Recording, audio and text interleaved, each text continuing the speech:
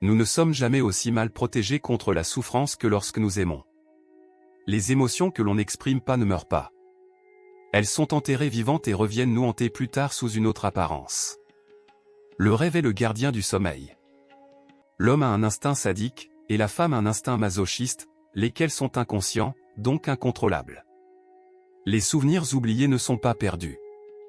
Les chiens aiment leurs amis et mordent leurs ennemis, à la différence des êtres humains qui sont incapables d'amour pur et ne peuvent s'empêcher de mélanger l'amour et la haine dans leurs relations mutuelles.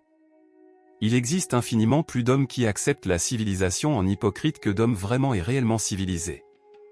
Nous ne savons renoncer à rien. Nous ne savons qu'échanger une chose contre une autre. Si tu veux pouvoir supporter la vie, sois prêt à accepter la mort. Être normal, c'est aimer et travailler. Les grandes choses peuvent se manifester par de petits signes. On a beau rêver de boisson, quand on a réellement soif, il faut se réveiller pour boire. Le rêve ne pense ni ne calcule, d'une manière générale il ne juge pas, il se contente de transformer. Aucun mortel ne peut garder un secret. Si les lèvres restent silencieuses, ce sont les doigts qui parlent. La trahison suinte par tous les pores de sa peau. Des pensées surgissent subitement dont on ne sait d'où elles viennent, on n'est pas capable non plus de les chasser. On ne devient pas pervers, on le demeure. Lorsque celui qui chemine dans l'obscurité chante, il nie son anxiété mais il n'y voit pas plus clair pour autant. La psychanalyse par elle-même n'est ni pour ou contre la religion, c'est l'instrument impartial qui peut servir au clergé comme au monde laïque lorsqu'il n'est utilisé que pour libérer les gens de leur souffrance.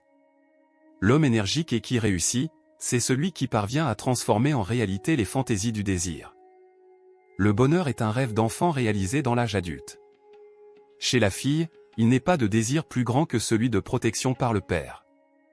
Ce qui caractérise toutes les perversions, c'est qu'elles méconnaissent le but essentiel de la sexualité, c'est-à-dire la procréation.